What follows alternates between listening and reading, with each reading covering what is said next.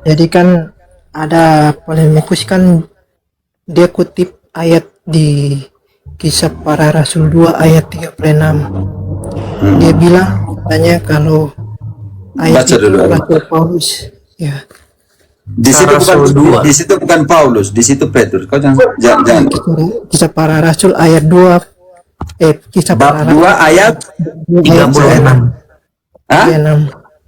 36. 36 ayat 2. Hah. Kisah para Rasul ada sampai 36? 2 ayat 36. Karena oke. Di situ bukan Paulus, di situ Paulus belum ada. Paulus nanti muncul di bab ke-6 ketika pembunuhan Stefanus. Di situ belum ada Paulus di situ. Baca kembali kalau 2 ayat 36 ada Paulus ini atau tidak di situ. Oke, saya baca Romo ya. Jadi, seluruh kaum Israel harus tahu dengan pasti bahwa Allah telah membuat Yesus yang kamu salibkan itu menjadi Tuhan dan Kristus. Itu khotbahnya Petrus. Kenapa? Jadi katanya kan ayat itu Yesus diangkat jadi Tuhan oleh polemikus seberang gitu, Romo. Gampang jawabannya ada di mana? Di Filipi 2. Kenapa dia Tuhan di situ? Oke.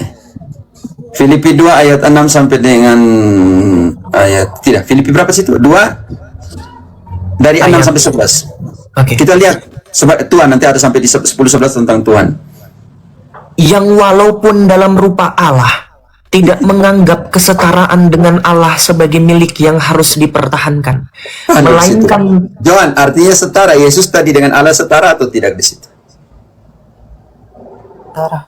Setara. Oke, yang tidak menganggap kesetaraan dengan Allah sebagai sesuatu yang harus dipertahankan, dimiliki, lalu melainkan telah mengosongkan dirinya sendiri dan mengambil rupa. Ini kata mengosongkan diri, pakai kata kenosis.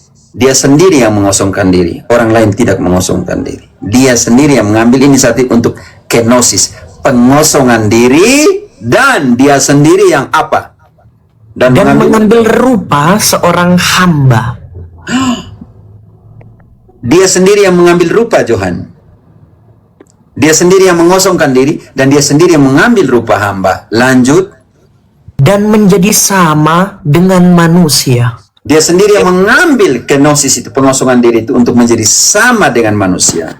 Supaya dan dengan demikian dia menjadi sama dengan manusia.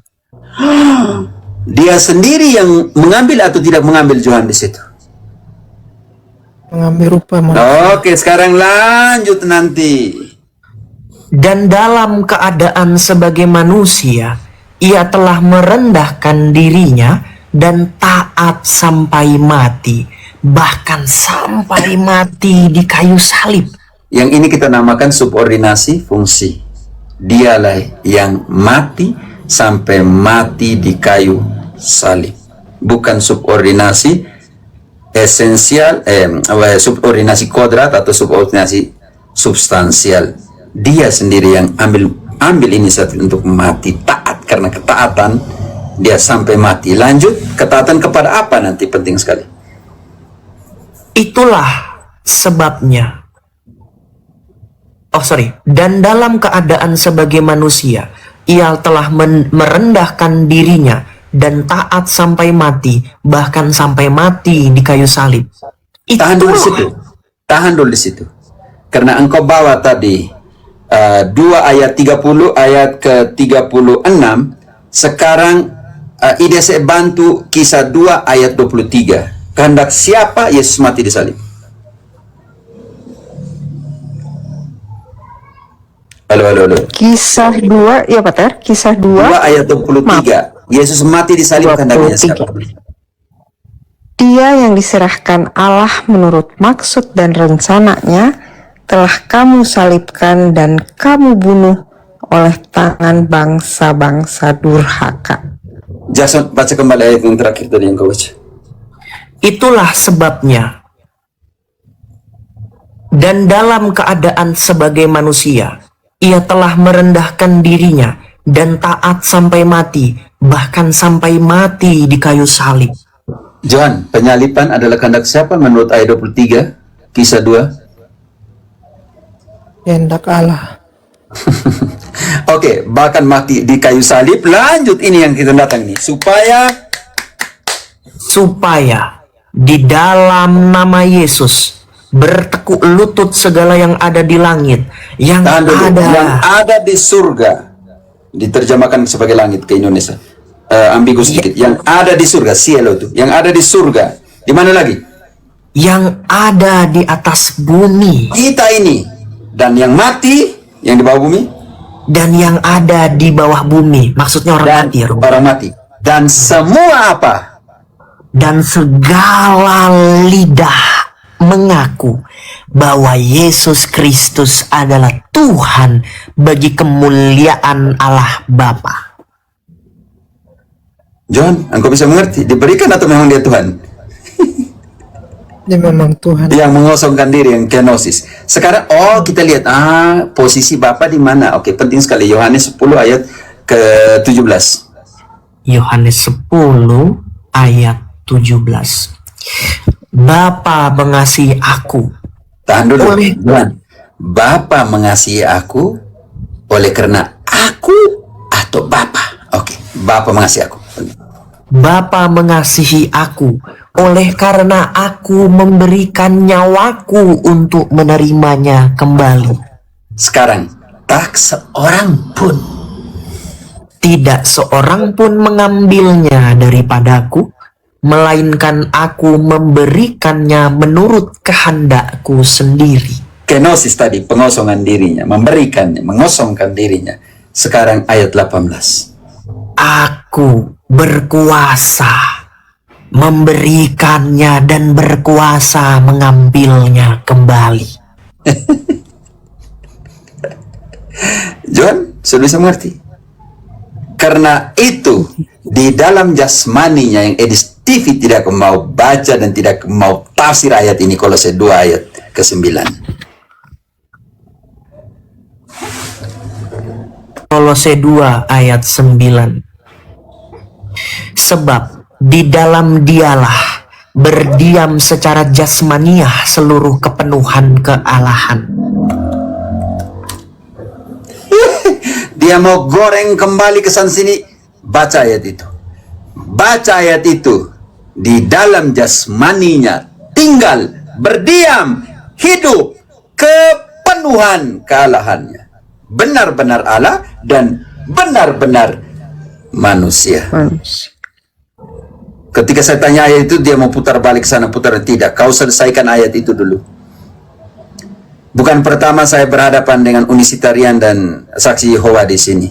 Hanya pakai 2 ayat sebelum ke Injil, hanya pakai Kolose 2 ayat 9 dengan Filipi 2 ayat 6 sampai dengan 11. Selesai, dikucak, dicuci habis-habisannya dengan 2 ayat itu.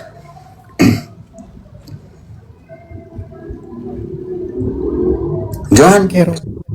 benar-benar Allah, benar-benar manusia. Manusia. Yohanes 1 ayat 1, bersama dengan Allah dan dia adalah Allah atau tidak? Yohanes 1 ayat 1.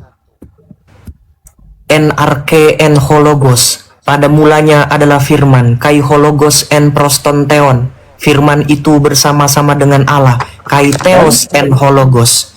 Dan firman itu adalah Allah.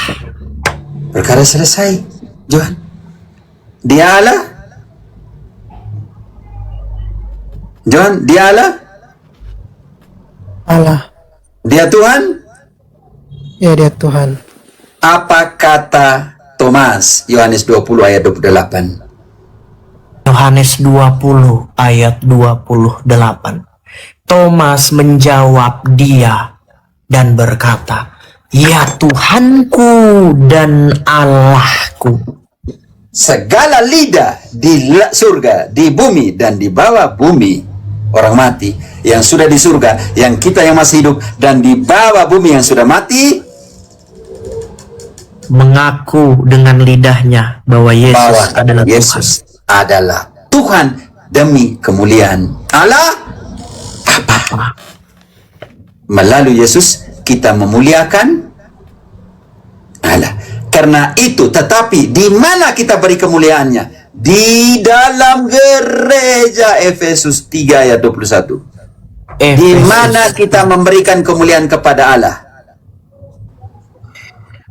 Bagi dialah kemuliaan di dalam gereja dan di dalam Kristus Yesus turun-temurun. Johan, mau tahu sampai kapan? Turun-temurun? Sampai selama-lamanya. Ada amin di situ? Amin. Jadi kemuliaan kepada Allah hanya diberikan di dalam gereja, dan Yesus Kristus turun-temurun sampai selama-lamanya. Amin. Amin. Oke, 1 menit dulu kalian, saya mau makan siang. Kasih Romo jawab. Ya, jangan belajar terus. Belajar Romo. Oke, 1 menit.